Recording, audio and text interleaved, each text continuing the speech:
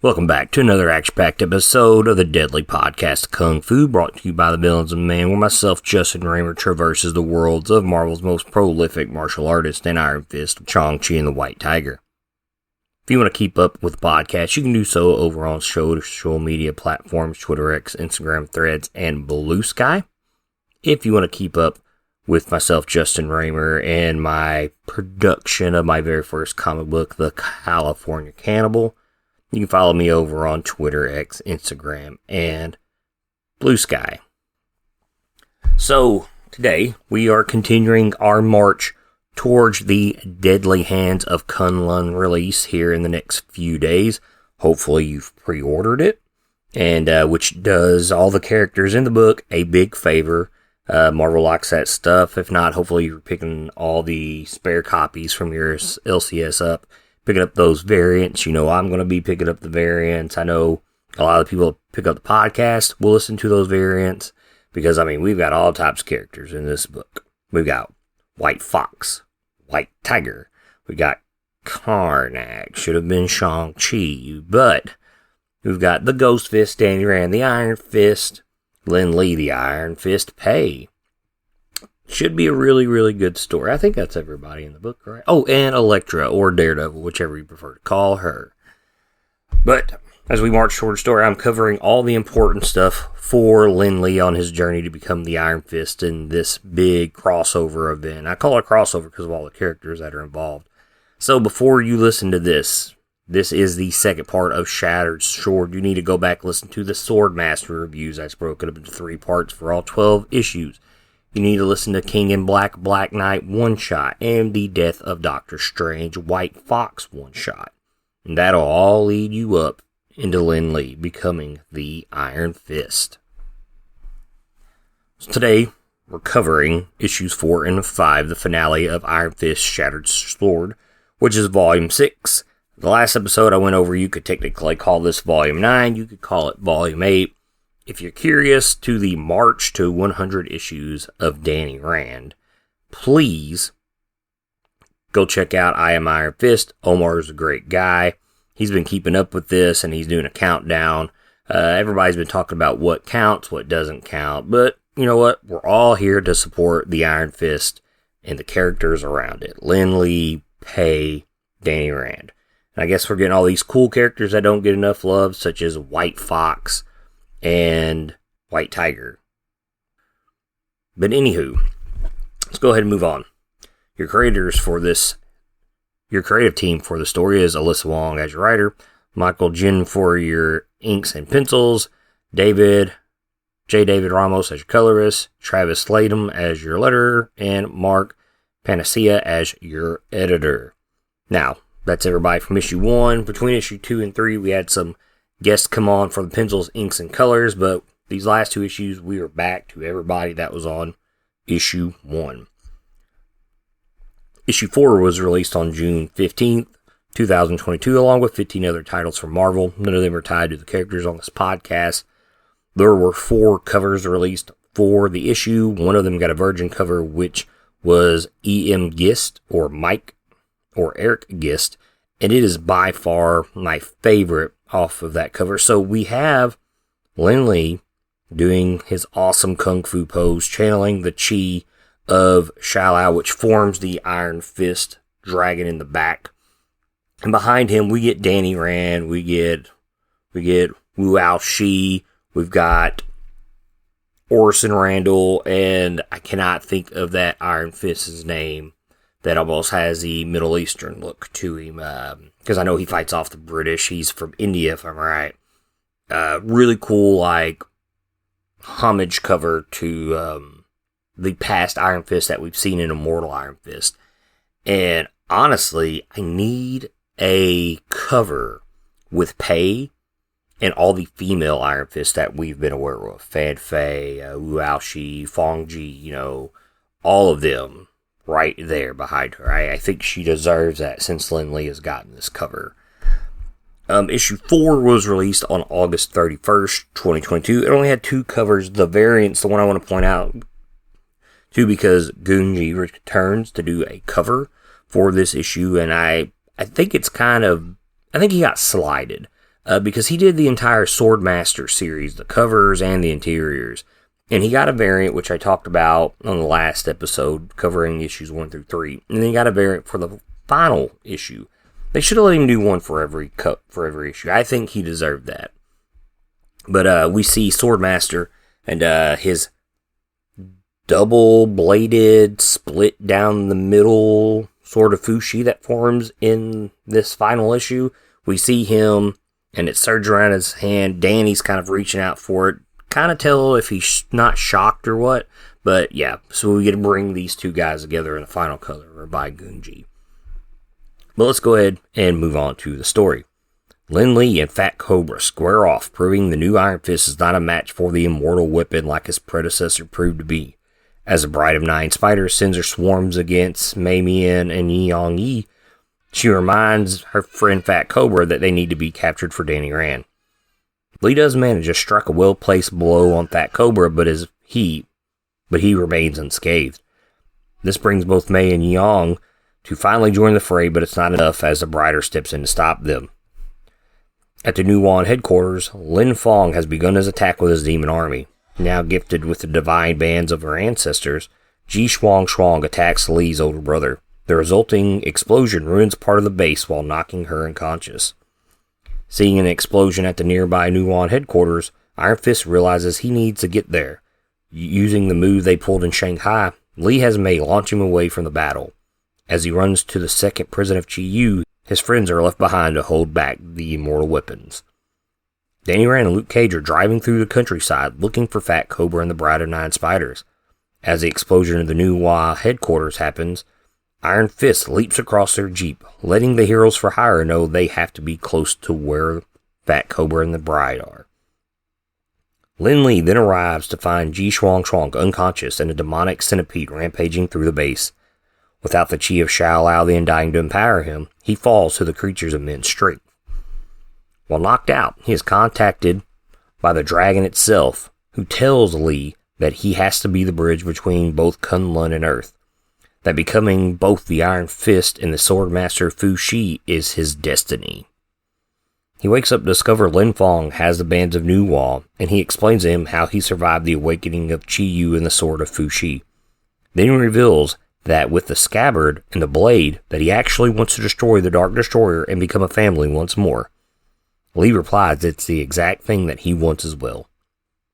Outside, Denny arrives with the others and begins their attack on the demon army. The combined might of the immortal weapons and Luke Cage proves to be too much for them. As Mei Mian and Yang Yi help protect Danny, he saves Ji Shuang. Back inside the headquarters, Lee sees through the lies due to how his brother got into the New Wan base. He attacks Fong, but his demon magic is too strong as he begins to transform. As he tears through the base to attack the others outside, Lee realizes that he actually can be the Swordmaster of Fu Shi and the immortal Iron Fist. With his chi and divine energy now focused, the shards of the sword form into a new blade. With his newfound power, Lee easily tears through the demonic magic and stabs his brother. Badly injured, Fong summons his centipede, but it's too late as a gateway to Kun-Lun opens. Sparrow and a host of warriors charge through to turn the tide of the battle. Little did anyone know this was Lin Fong's plan all along. Now with a direct path to the hidden location of Chi Yu's final prison, he enters the portal and closes it. With Kun-Lun's strongest defenders trapped on Earth, everyone is at a loss, with no way back. Shortly after his arrival in Kun-Lun, Loki appears and is impressed with what Fong has accomplished. The mortal reminds the Norse god that despite Sparrow being gone, Kun-Lun will not fall so easily. With the powers granted to him by Chi Yu, he begins his assault on the mystical city in search for the prison. So, both these issues, very, very fast-paced, very quick reads compared to the previous three, which they're pretty much just like build up to get to these issues, so it's understandable. I'm going to kind of go through the characters, much like I did in the last episode, before I hit on parts of the issues that were kind of important. The fight, Cobra, Lee, awesome. Really good. We don't get no electric kinesis. If you don't know about Fat Cobra, he has this ability to like channel lightning with his chi. And I think this is because he knows that Lee is not a match for him. And he doesn't want to hurt him. He knows that Danny has contacted him and the Bride, and they just need to capture him. But because he is an immortal weapon, I feel like Fat Cobra's just testing his limits. And I feel like that one shot that Lee gets on him that floors him, he's like, okay, I just want to see what the boy's got. Because I'm sure that Danny let Fat Cobra know, like, hey, he's having problems summoning the chi. You know, he needs to be trained properly. And Fat Cobra, being the ally that he is to Danny Rand, probably more so than any of the other immortal weapons, probably wants that as well. During this fight, I really believe, and I brought this up in the last episode, that Mei Mian was trained in Lee Kun's resistance during Immortal Iron Fist, because she is willing to fight both of the immortal weapons, and she does not care. She says, "Come on then, Bride of Nine Spiders, Fat Cobra, I challenge you to a test of combat. I'm Mei Mian, future Thunderer of Kun-Lun, and I've always wanted to fight an immortal weapon." Like, she is just all about it. I know, like, the last episode, I was like, Yeong Yi needs to be Iron Fist, which he's there to fight beside her. Like, he's not backing down either. She would make a good Iron Fist as well.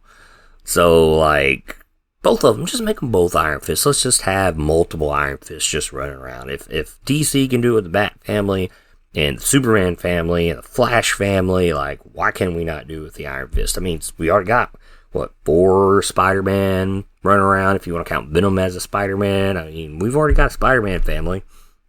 Why not, right? So we kind of get the truth of everything that's happened with Lee.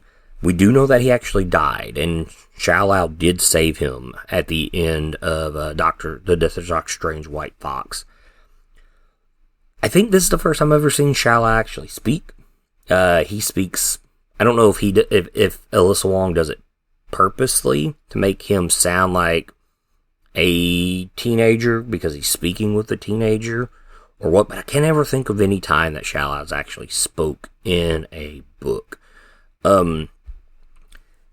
So he's knocked out, obviously, by the centipede, and they have this conversation. How long are you going to stay asleep? You're Shao Lao the Undying, immortal dragon of Kun-Lun. Clearly. Ouch. Do you have to hit me that hard? Because he hit him to woke him up. I'm sorry, you were dead a few months ago, and now you're complaining about a gentle love tap. Are you an Iron Fist or not? See, I just don't like the dialogue.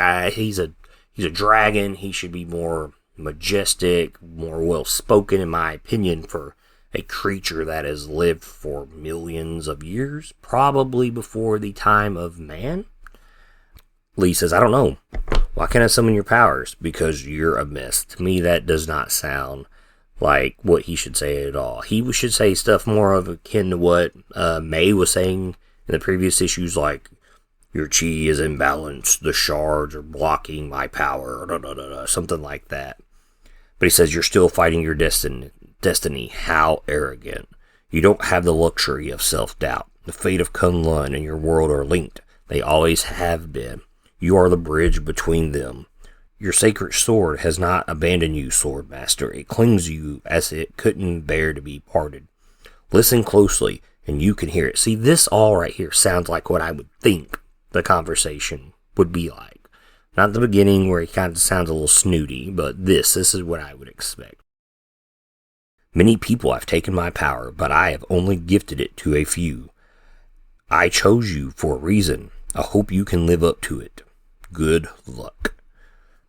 This whole chosen by Shao Lao is something that we've really learned in the last maybe 10 years with Pei and whatnot. Now we have this, and we get into this later on. You can listen to the 50th anniversary episode when I covered it, which will tie to Lin-Lee's last story before the Deadly Hands of Kun-Lun about being chosen.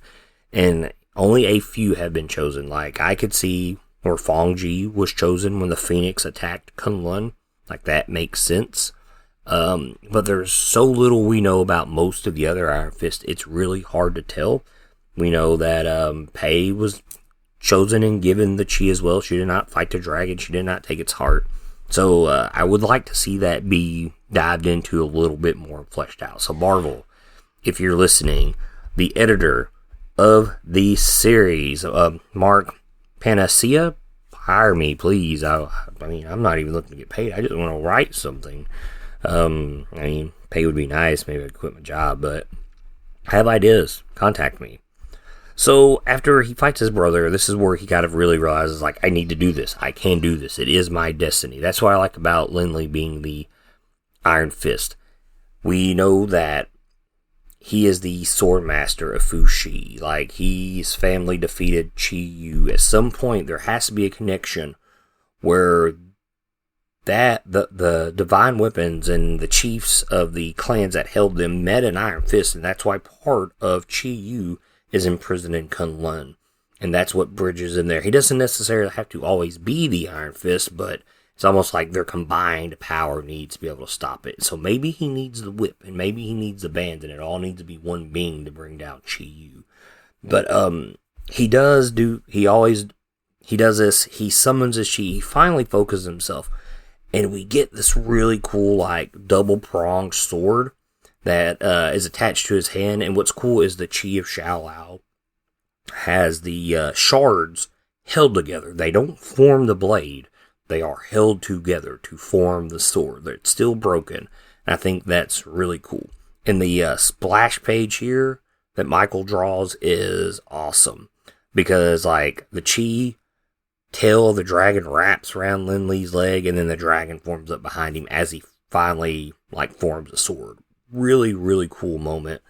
Really badass splash page. And as for the abilities, we know that it can break through magic. So his brother, Lin Fong, is like blasting with magic. Looks like an ancient evil dispelling sword and an ancient guardian spirit have a lot in common. Who would have guessed? So apparently all the magic that his brother is using is demon magic. Like, the sword can dispel it because it's blocking energy blast and basically cutting through them. So that's pretty cool. That's something that the Iron Fist has done for a very long time with the chi, is be able to stop magic. And it's something that I feel in the Bronze Age of Danny Rand, over time, we really have not gotten a lot about. But early on, it was like a big thing. Like, most importantly, you can go check the Master of Kung Fu Annual. I've covered that already on the podcast. He has quite a bit of that in that team up with Shang-Chi. But let's go ahead and talk about Lin Fong. We get more of his backstory here. He's got Lin captured, and he's got the second part of the orb of Chi Yu. He says, I saw one just like it years ago when Dad and I were excavating Chi Yu's first tomb. So see, this makes me wonder when we learned where they snuck into his dad's room in the previous issues. Like, maybe this is something that Lin Fong has always wanted to do, be, chosen by Chi Yu and become its vessel, because because he was jealous of what his dad was doing, and they weren't, he wasn't getting the attention that he wanted, or, he felt rejected. We're not really sure, but we know there's something like that going on. Right before an explosion shattered the earth, freeing the sacred sword and destroying the seal of Chi Yu's skull, I fell, and the abyss swallowed me up. And we see, like, the Chi Yu's red energy, which kind of looks like a dragon, maybe a demonic worm in a way, with the sword around it. And we see that he is in a hole. I don't know how long I was buried alive, but Chi was there, whispering, demanding. And then he breaks out of the ground. When the sacred sword shattered, I felt it, and so did he. So, I don't know how this goes about timeline-wise, but the sword was whole at the end of issue 12 of Sword Master, and that's when we see Lin Fong for the second time, before they even get to the Nuwa base. It's like issue 9, 9, I think. Like, we see Lin Fong for the first time just walking around Shanghai. So, I don't understand the correlation with him breaking out of the ground because he felt the sword. Like, the sword broke long after he was free. So I'm not really sure how they're playing that up. Lin says, you're trying to resurrect Chi Yu? Wrong. No, you have to fight his corruption. He'll destroy the world. Not if the two of us kill him first. Lee, do you know what this scabbard is? It's a relic from Chi Yu's first tomb, and the other half of the sacred sword of Fushi. Still way too small to fit what we've seen the size of that sword to be. But anyways, he tries to manipulate his brother, and Lee sees through the lies. Like, he's not having it. He knows his brother's full-on corrupted. So we're getting that classic Marvel clash of brothers that do not get along. And I love it. I mean, also, I I guess you could say it's kind of like an anime trope. Brothers that collide with each other.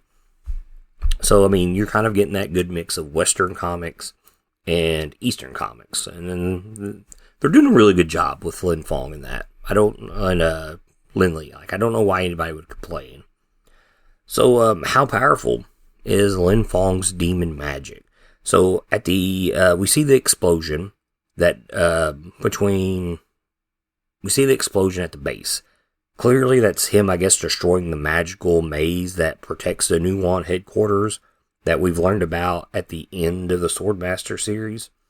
Because, like, you had to be of the bloodline to get there or know a magical way in. I guess that would make sense why Lin Fong would get there and leave. But I'm assuming he's powerful enough to destroy this magical barrier, even though demons got in the base before we were aware of that in the Swordmaster series. But that's irrelevant at this point. So I'm assuming he's powerful enough to destroy that, the illusions or whatnot. And then even when we finally get to see Ji Shuang with the bands, we don't know when she got them. Like I said, between Agents of Atlas and then the Swordmaster series, there's a whole thing that happened that we were not aware of. Like apparently with the case that the shards were in that I mentioned in the last episode that Lin Li has, he met Doctor Strange again. She's got the bands now. Like, there's a whole section of their life that we are missing. And hopefully, she shows back up, because we have not seen her since this issue. I totally even forgot she was in this story, to be honest with you, because I've even said, like, we haven't seen her since Swordmaster. No, we briefly see her here, and that's it. But, he's powerful enough to fight off these rings. Now, if you'll remember in the Swordmaster series, towards issue 11, I think, when her grandmother has the rings, like, she does some Dragon Ball Z type stuff and, like, annihilates demons with a shockwave of energy. Like, these things are pretty powerful. And the resulting explosion in this page when her and Fong collide, like, is almost, like, to the same degree. So, like, she is still pretty powerful with these bands, just like her grandmother does. The one thing I love about this whole issue, this whole story, is like, by manipulating everything, Fong gets access to Kun-Lun. Like, this was his whole grand plan. And it makes me wonder, like, did Loki help him plan this? Which is still confusing in its own right, because Loki has kind of been not a villain for a long time, so I don't know why he would want to help resurrect Chi-Yu, the Dark Destroyer, the God of War. And I like how they're calling Dark Destroyer. I didn't think about this in the last episode. But, like, we have a God of War. It's Ares. We know that we're getting into that great pantheon after Thor, Love, and Thunder in the MCU. So, like, it's like, yeah, we can't really call him God of War. We have Ares. He's the God of War. We need a different name. He's Dark Destroyer because he's a shadow entity, an elder shadow from the Black Knight series when, Null had mentioned that him and Sidorak and Khonshu and Shumagarath, were these types of things. So now he's a Dark Destroyer. We can't call him God of War. But, like, I don't understand Loki's part in this. I know Alyssa Wong is big into Loki, and it's one of the things she's known for, like, alligator Loki. But, like, I feel like he does not fit to this story. He shows up at the end. Even though he's on the cover, I don't think he should have been on the cover. I think they should have left this for a surprise. But, why? Why is he helping Lin Fong? Why does he want Chi-Yu the Dark Destroyer? Because at this time we don't have the immortal Thor yet. Like, I don't know. I don't think he's like the god of stories and stuff like that. But, like, I don't understand why he would help. And even at this point, we don't understand why he would help. But considering that a god gets involved in issue 2 of Deadly Hands of Kun-Lun, it's gotta be Loki, right? Gotta be. I do have some questions. I should say some concerns. So Danny has not been involved in hardly anything outside of gang war. I think after this series, he's been here and there in some couple of issues, but, like, nothing seriously important except for his death and obviously Undead Iron Fist. But before Undead Iron Fist, like, not really a whole lot that's important. Like, gang war, he was just kind of there in the Luke Cage series, because Luke Cage had his own series, and that was pretty much it. Sparrow, who is now trapped on Earth. Hasn't done a whole lot. About a year ago, showed up in Dan's slot Spider-Boy, and I think that's only because Pei's been in that series. And other than that, nothing else. Trapped on Earth. I mean, we haven't really seen Danny and them do a whole lot with all these people trapped on Earth from Kun-Lun. We have had no sightings of Mei Mian or Yeong-yi, even though they're trapped on Earth, which I'm sure that Mei's enjoying that because in issue 2, she's like Wi-Fi, she's listening to music. There's all these mentions that they don't have all this in Kun-Lun, and that's all the stuff that she enjoys. And Lindley's like, oh man, Sparrow would kill me if she knew you had all this stuff. So, yeah, a lot of key characters have not showed up in anything after this story. And that's kind of a lot of these characters, like in the mid-2000s to the maybe 2015, 16, 17, like Danny Rand, the Iron Fist stuff was still pretty big. Now he's fallen all the way down to like I don't even want to say a B tier character, a C tier character. And I feel like every character that's involved in this is C tier. Because even though they were pushing Lindley with this Iron Fist story, he's not really done a whole lot since then either. And the only story I have left to cover, which will be the Judgment Day Axe story, I'll cover because I've covered everything else after that for Lindley's story. And that'll be dropping the day of Deadly Hands of Kun-Lun. But that'll wrap up this episode of the Deadly Podcast of Kung Fu. If you like the podcast, please follow me on social media platforms, Twitter, X, Instagram, Threads, and Blue Sky. If you like my music, check out Rushing Tiger by Kuro over on SoundCloud and YouTube. While you're on YouTube, subscribe to my son's page, Bubba's Crazy Dinos, and watch him get crazy as me and him talk about dinosaur Godzilla toys. But most importantly, guys, support your local comic book shops and keep reading comics.